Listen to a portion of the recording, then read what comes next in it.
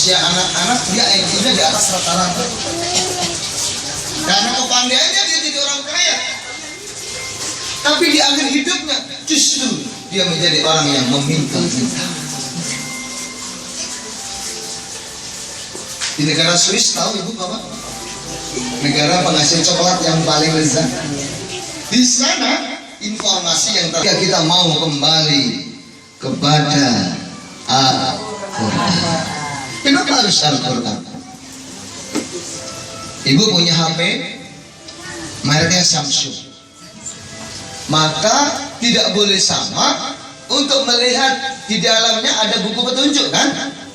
Antara Nokia dengan Samsung sama tidak? Tidak sama.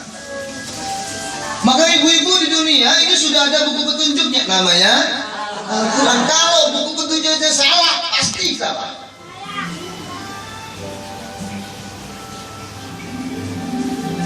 Di Quran sudah dijelaskan. Orang-orang yang selalu sholat subuh berjamaah, orang-orang yang selalu sholat duha, orang-orang yang ahli sedekah, tidak lupa istighfar dan sholawat Allahumma sholli ala Sayyidina Muhammad. Dan setiap hari tidak akan melupakan wirid dan doa kita pada Allah. 7 sunnah harian kita yang kedua, membaca Al-Quran. Harus kita latih, harus kita biasakan kalau kita menjadi orang-orang muslim. Apa sebabnya wahai saudara-saudaraku semuanya? Mari hari ini untuk menggali tentang Al-Quran, kita hadirkan nuzulul Quran setiap waktu dalam hati kita. Karena nuzulul Quran bukan hanya hadir di dalam bulan Ramadan saja. Upayakan setiap hari ada nuzulul Quran di dalam hati kita masing-masing. Ini badan saya mulai merinding bu kalau udah bicara seperti ini. Hadirkan, niatkan hari ini, pagi ini, dengan selalu menghadirkan nuzulul Quran di dalam diri kita. Karena orang-orang yang selalu menghadirkan Al-Quran akan mendapatkan sebuah keutamaan yang sangat besar. Orang yang ahli Quran hatinya akan lembut. Orang yang ahli Quran akan mendapatkan pahala yang berlipat ganda. Tidak ada pintunya itu sumpah, pasti dibuka oleh Allah. Dan selalu mendapatkan rahmat dari Allah. Dijauhkan dari sifat-sifat sombong. Tidak ada sifat galau.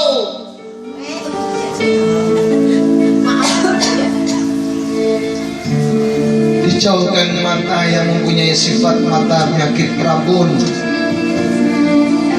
Tidak ada lagi sifat orang yang pikun. Dan moga-moga orang tua kita menjadi orang-orang yang memakai mahkota yang bersinar. Di dalam surga nanti dikarenakan anak-anaknya semua rajin membaca Al-Quran.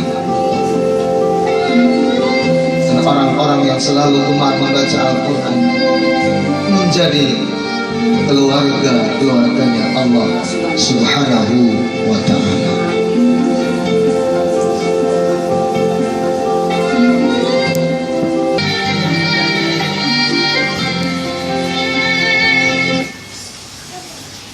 Ada manfaat membaca Al-Quran saat ditinjau dari sudut ilmiahnya. Orang yang rajin membaca Al-Quran jauh dari depresi, sedih tidak ada, memperoleh ketenangan, penangkal berbagai macam penyakit. Apa masalahnya wahai saudara? Karena bacaan Al-Quran berpengaruh besar hingga 90% dalam melahirkan keterangan jiwa dan penyakit dalam. Penyakit hatinya hilang. Penyakit hati yang ada di sini.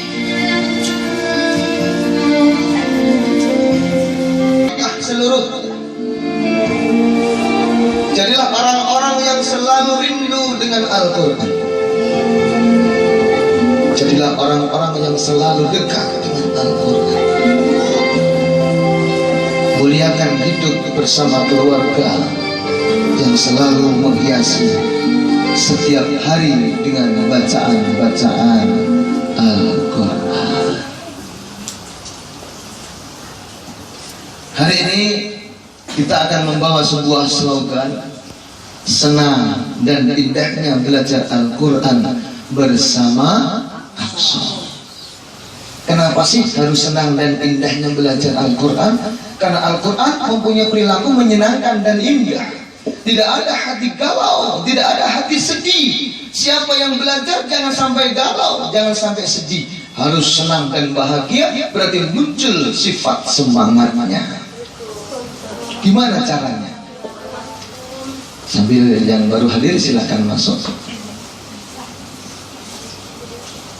Bunda, ibu, saudara semuanya, hari ini suara saya 90%. Alhamdulillah kemarin setelah mengadakan sebuah konser di panti sosial Tangerang, ada 120 orang-orang yang dilantarkan, kemudian ditampung oleh pemerintah. Kita berikan pelatihan Al-Quran. Usianya ada yang 130 tahun. Nangis hati saya. Diacungkan tangan, ya hai Ustaz, usia saya 130 tahun, tapi saya belum bisa membaca Al-Quran. Detik-detik kematian hidupnya, detik-detik akhir hidupnya, detik-detik dia berjumpa pada Allah Subhanahu wa ta'ala.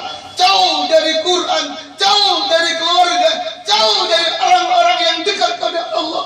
Air mata dia mengalir. Dada saya Ustaz, hai bunda semuanya. Maka hari ini di tempat yang mulia yang berkah ini, saya ingin menggetarkan hati dan seluruh hadirin yang semua yang ada. Karena ada sebuah kisah yang sangat menarik.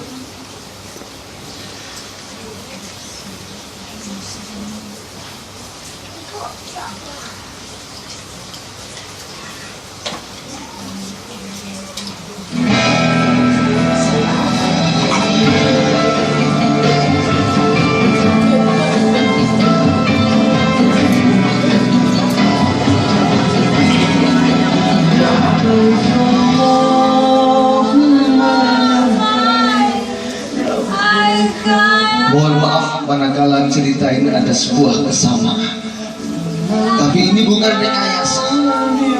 Ini cerita nyata yang berjumpa dengan saya. Di ratusan kilometer bahkan ribuan kilometer dari tempat yang mulia ini, ada orang yang sangat tua, usia 76 tahun. Dengan keberkahan dan kemurahan rezeki yang diberikan Allah pada orang ini,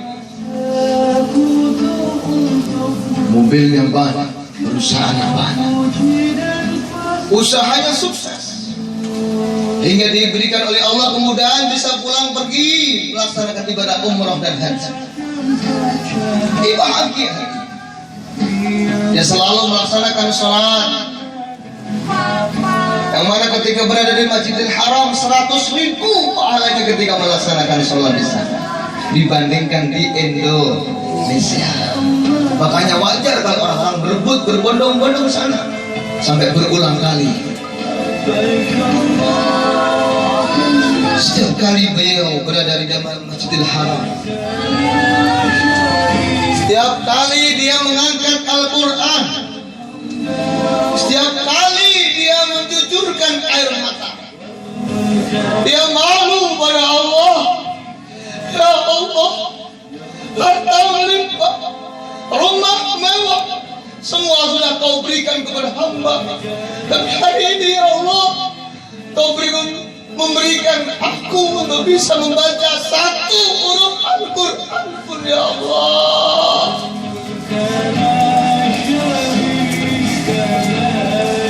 Saat dia berada di sana, Dia berurut dengan kekuatan doa ini. Dia memohon supaya ditemukan orang-orang yang mengajarkan Quran bersama dia.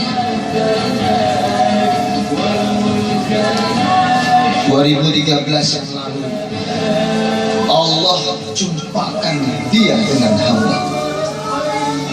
Dia ceritakan semuanya.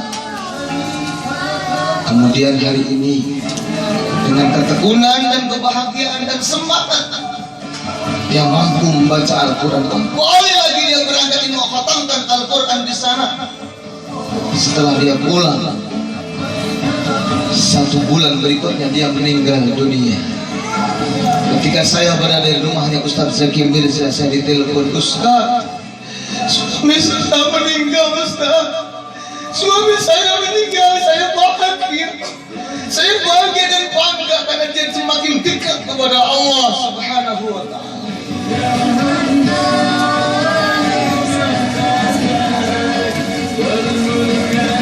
Saudara, orang-orang yang seperti ini mungkin ada di antara kita, keluarga, sahabat. Siapa lagi kalau kita tidak mau terjun untuk mengantarkan hati mereka menjadi bahagia, menjadi ahli Quran. Hari ini jadilah orang yang pertama kali mengangkat sebuah kebahagiaan.